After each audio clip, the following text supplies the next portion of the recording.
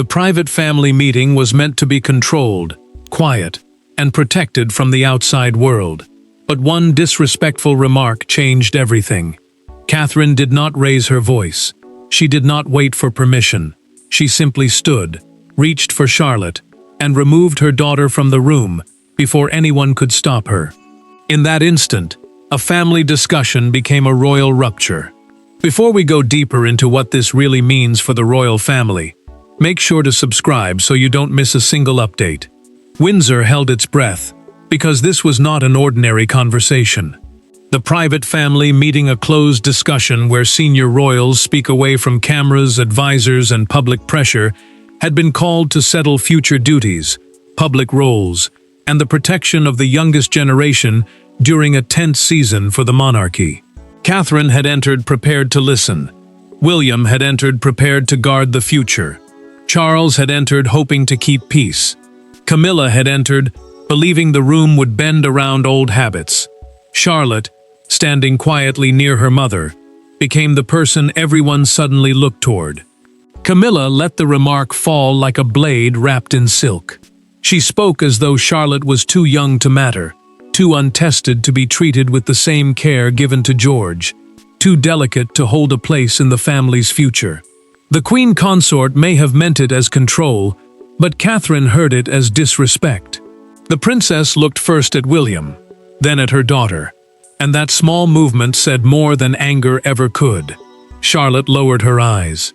Catherine saw it. William saw it. Charles saw it too. Catherine chose in that second. Not protocol, not politeness, not the fragile comfort of the room. She chose Charlotte. The princess rose with calm force, reached for her daughter's hand, and guided her toward the door. Camilla did not stop her. Charles did not stop her. William stayed, but his silence was not weakness. It was the silence of a man measuring what came next. The door closed, and the sound carried through the room like a verdict. Charles remained seated, but the king's face had changed. He understood that Catherine had not simply reacted to one cruel sentence. She had exposed a wound no one wanted named.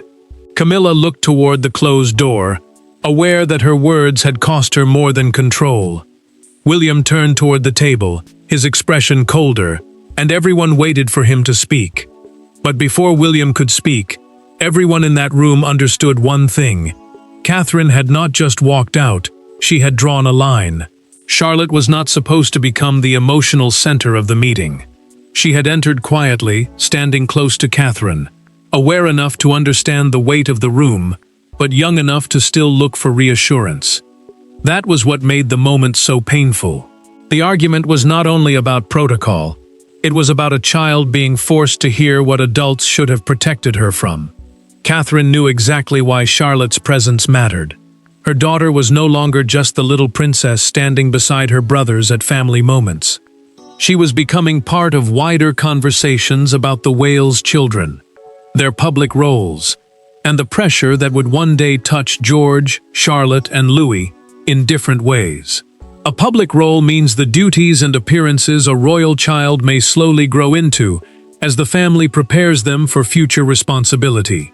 Catherine wanted that future handled with care, not coldness. William had always supported that approach. The prince understood that George carried one kind of burden as the future king, but Charlotte carried another, the burden of being watched, compared, corrected, and shaped before she was ready. He had seen how quickly a small comment could settle inside a child's heart. That was why his face changed when Camilla spoke. The queen consort did not just make a passing remark.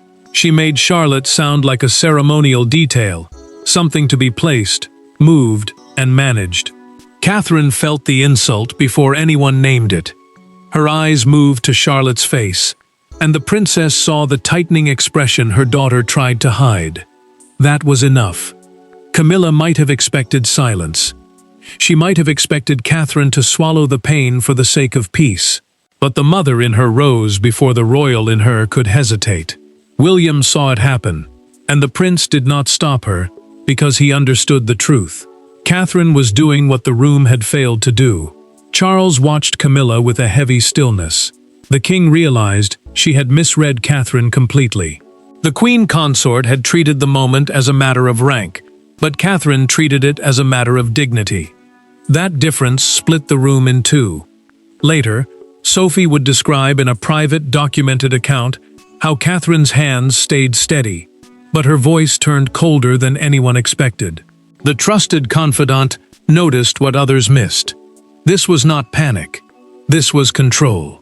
Charlotte stayed close to her mother, but the damage had already landed.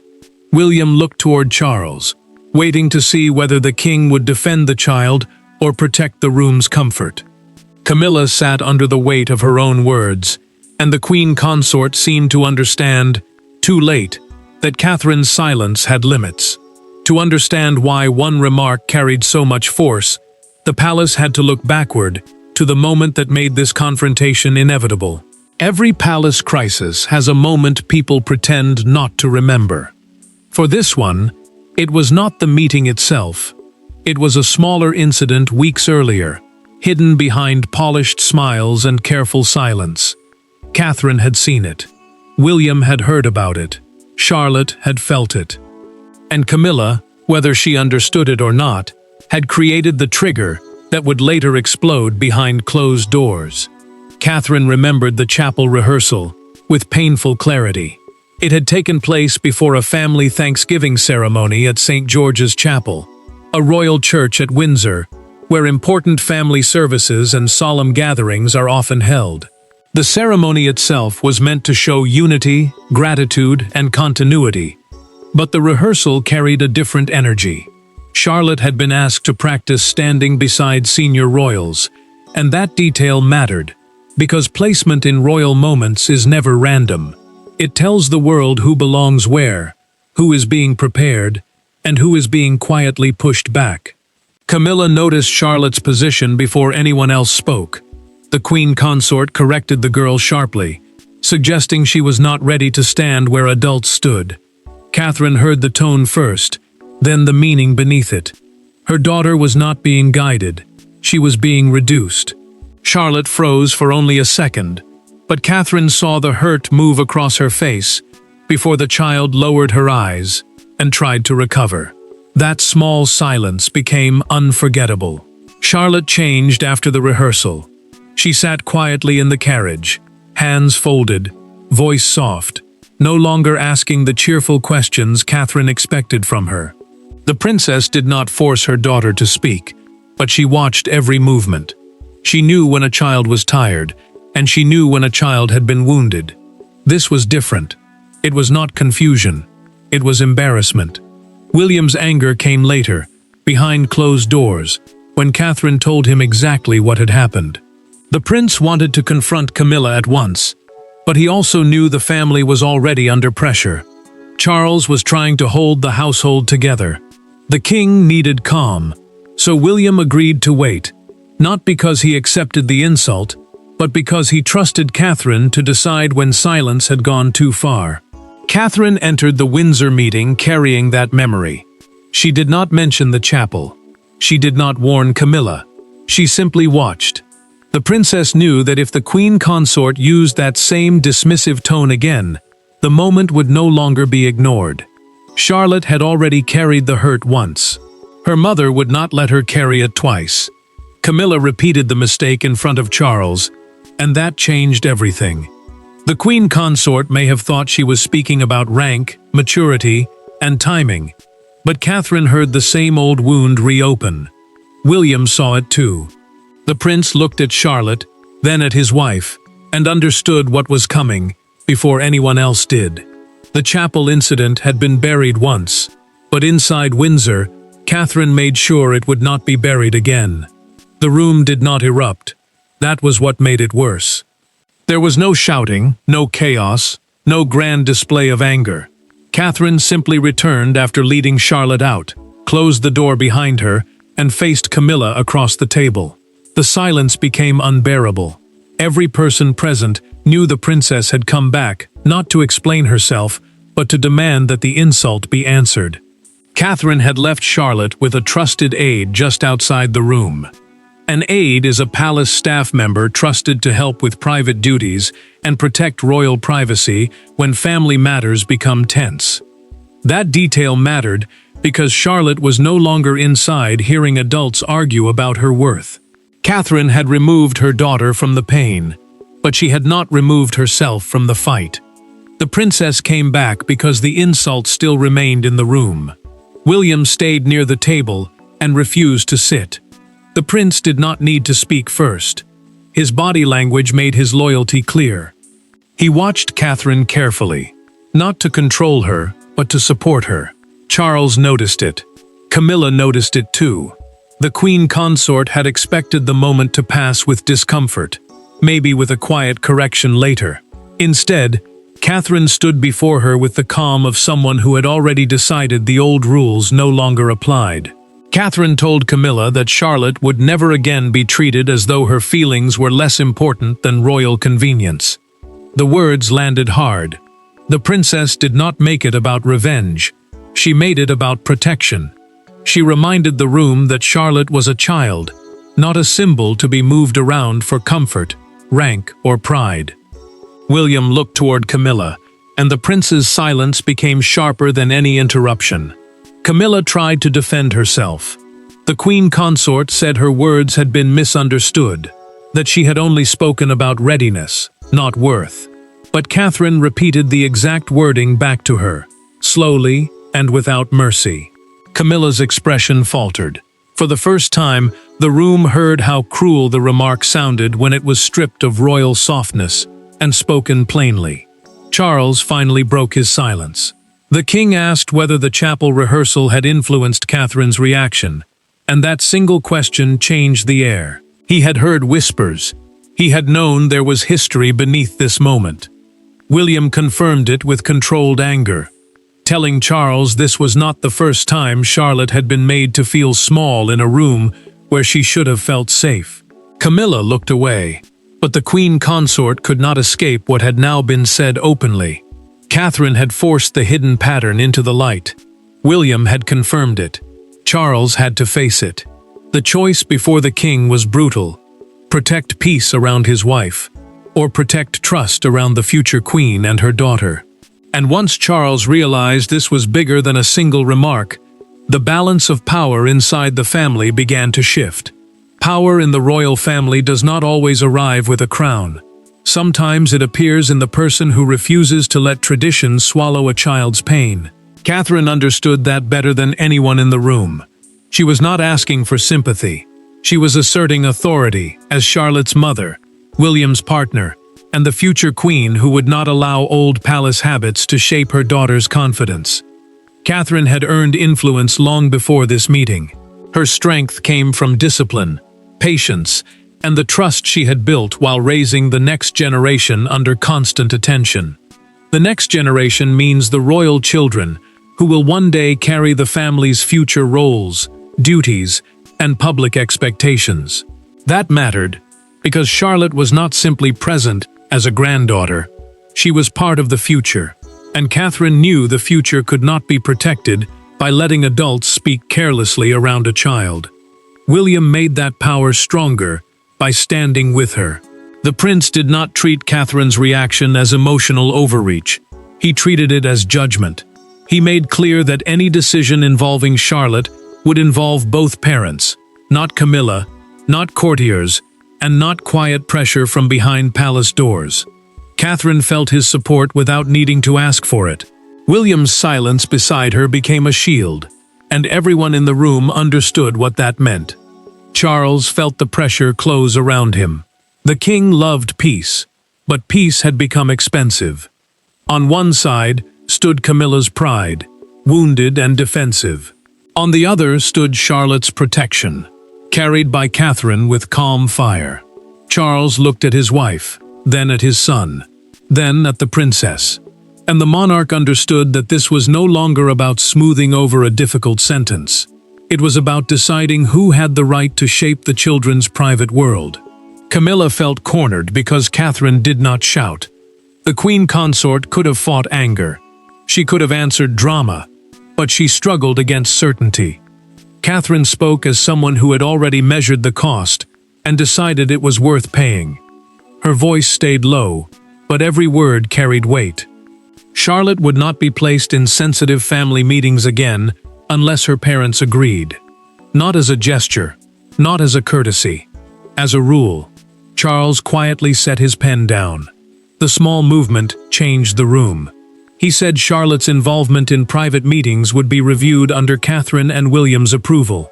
A private meeting means a closed family discussion, where sensitive choices are made before the public ever hears about them. That decision mattered, because it reduced Camilla's influence over conversations involving the whale's children, even without any official announcement. Camilla heard the meaning instantly. The queen consort had not been publicly punished, but she had been privately limited. Catherine had defended Charlotte, and William had helped turn that defense into authority. Charles had accepted it. The first consequence had arrived faster than anyone expected, and it left Camilla facing a new reality she had not prepared for.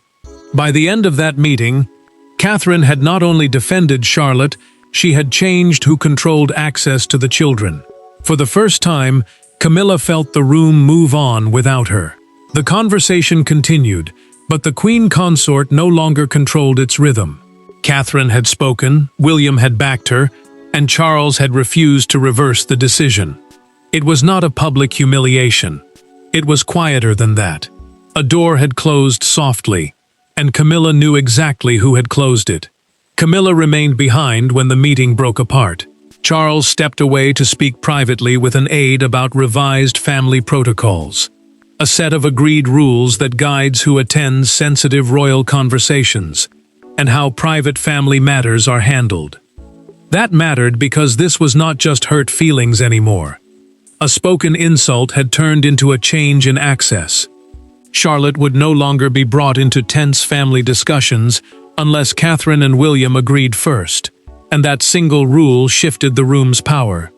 Camilla sat alone for a moment, visibly shaken. The queen consort had survived years of judgment, whispers, and cold looks, but this cut differently. Catherine had not attacked her in public. William had not raised his voice. Charles had not punished her with a dramatic speech. Yet somehow, Camilla had lost something precious anyway. She had lost ease. She had lost trust. Most of all, she had lost the right to assume that the whale's children could be included in family pressure without their parents stepping in.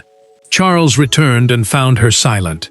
The king understood pride, and he understood when pride had been wounded too deeply for words. Camilla looked at him, waiting for comfort, but Charles could not give her what she wanted. He could not undo Catherine's boundary. He could not ask William to ignore Charlotte's pain. The monarch had chosen quiet acceptance, and that choice left his wife facing the consequences of her own remark. Sophie noticed the change almost immediately. In a private conversation later recorded in a documented palace account, the trusted confidant told Catherine that staff had felt the atmosphere shift within minutes. Doors closed more softly.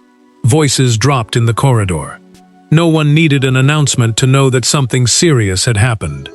Sophie understood Catherine's calm better than most, and she knew the princess had not acted from temper. She had acted from a final line of protection. William moved faster than anyone expected.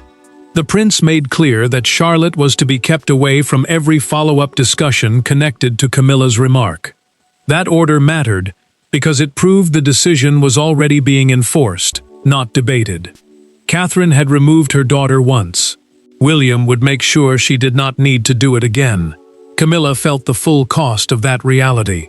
The queen consort had entered the meeting, believing rank would protect her words. She left, knowing Catherine's motherhood had carried more force than position. Charles had seen it. William had confirmed it. Sophie had understood it. And Charlotte, though protected from the argument, was still waiting for the one explanation only her mother could give. Away from the table, away from the titles, Catherine still had one more duty: to help Charlotte understand why she had been removed. The most important conversation of the day did not happen around the royal table. It happened in private, with no aides, no courtiers, and no one measuring the words for history. Catherine found Charlotte waiting quietly, trying to appear brave. The princess sat beside her daughter, took her hand, and turned a palace crisis into a mother's promise that no title would ever matter more than her heart. Catherine chose silence first, because she could see Charlotte was holding herself together with effort. The girl did not cry. She did not complain. She simply looked at her mother with the kind of careful bravery that hurts more than tears. Catherine understood why this mattered. Charlotte was growing up inside a family where every movement could become meaning, every mistake could become a lesson, and every adult word could feel heavier than it should. Charlotte finally asked the question Catherine feared most. She wanted to know if she had done something wrong. That single sentence broke through the princess's control. Catherine held her daughter's hand tighter and told her no. Leaving the room had not been punishment. It had been protection. A private family meeting, she explained gently, was meant for serious adult discussion behind closed doors, not for making a child feel small while grown people guarded their own pride. Catherine made the truth simple. She told Charlotte that respect was not something a child had to earn by staying silent through hurt. The princess wanted her daughter to understand that walking away could be brave, especially when the room forgot how to be kind. Charlotte listened closely, and Catherine saw the earlier pain still sitting there. It had not begun in the meeting. It had been waiting. Charlotte then admitted she remembered the chapel rehearsal. She remembered Camilla's sharp correction. She remembered feeling as though she had stood in the wrong place, breathed at the wrong time, and disappointed adults she had only wanted to please. Catherine felt the truth settle inside her. The damage had gone deeper than one remark. Her daughter had carried the old humiliation quietly, and the Windsor moment had brought it back. William joined them later, and the room changed again. The prince did not speak like a future king first. He spoke like a father. He told Charlotte that strength was not always staying where people expected you to stand. Sometimes strength meant leaving a place that did not respect you. Charlotte looked at him, then back at Catherine, and the fear in her face began to soften. Catherine knew then that her decision had been right. William knew it too. The prince had supported her in the meeting, but here, beside Charlotte, he understood the full cost of what had almost been ignored. Their daughter did not need a lesson in rank. She needed proof that her parents would choose her before palace comfort. Catherine had given her that proof. William had confirmed it. And when the story moved beyond palace walls, the world would not see only protocol. It would see a mother choosing her child. And once that image took hold beyond palace walls, the monarchy could no longer control the emotional meaning of what had happened. By morning, the story had escaped the palace walls. It was no longer a private disagreement hidden behind closed doors. It became a national image. Catherine standing, Charlotte leaving, Camilla silent, and William refusing to let the moment pass as ordinary family tension. The public did not need every word from the room. They understood the shape of the story instantly. Catherine became the emotional center of the coverage because her action was easy to understand. A mother had seen her child hurt, and she had moved. Palace aides tried to frame the incident as a family matter, meaning a private issue the royals wanted handled away from public debate. But that careful phrase only made the silence around Camilla feel louder. The queen consort was not defended with warmth. She was protected with wording. William's role mattered just as much. Broadcasters noted that the prince did not pull Catherine back, did not soften the moment, and did not ask Charlotte to remain for the sake of appearances. That mattered because public duty often asks royal children to behave older than they are. William's silence told viewers he understood the difference between duty and damage. The future king had chosen protection over performance. Outside Windsor Castle, a small crowd gathered by late morning.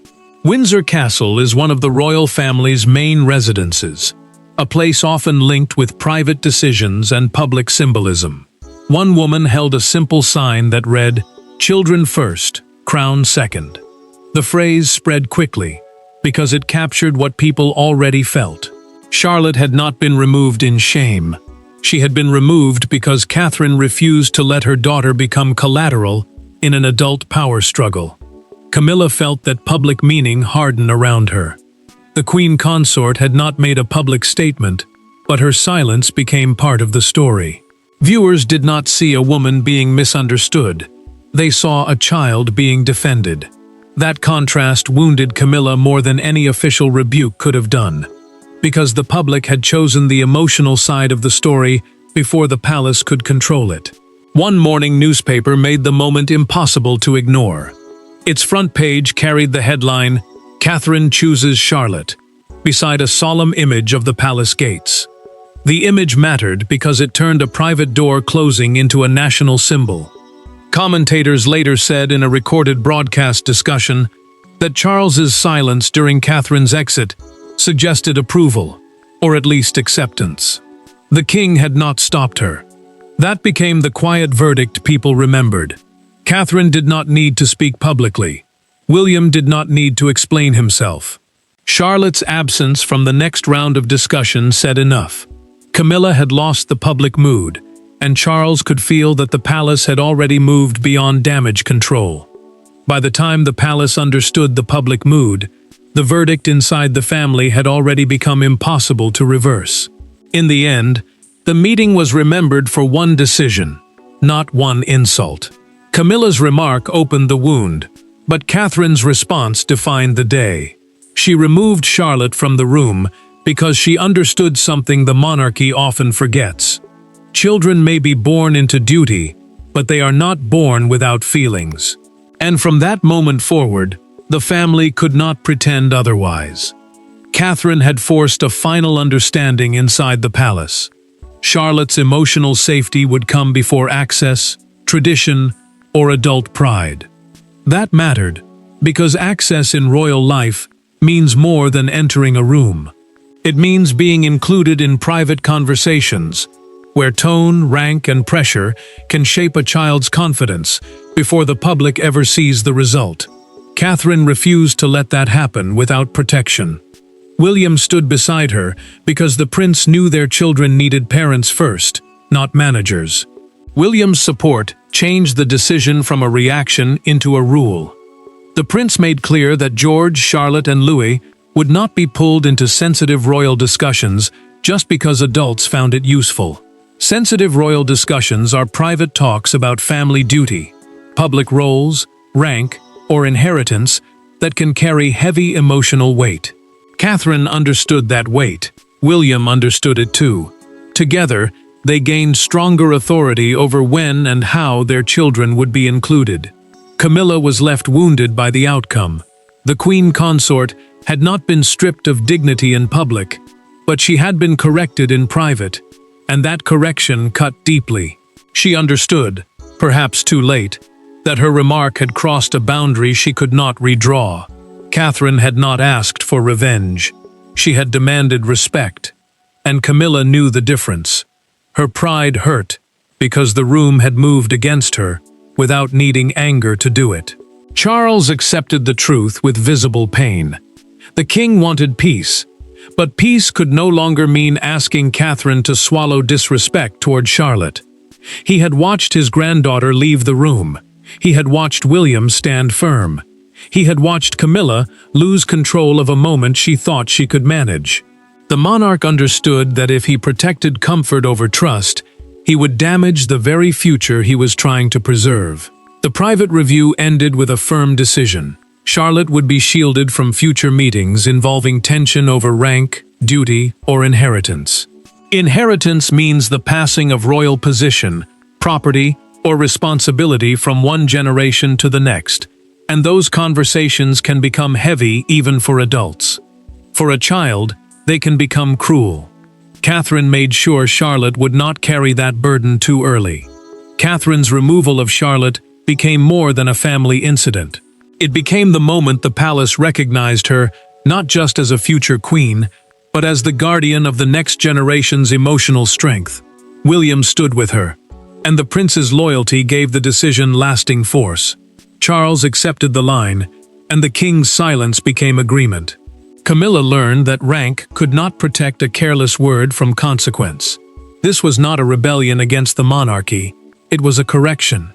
Catherine proved that the crown survives not when children are hardened too early, but when the adults around them are brave enough to protect them.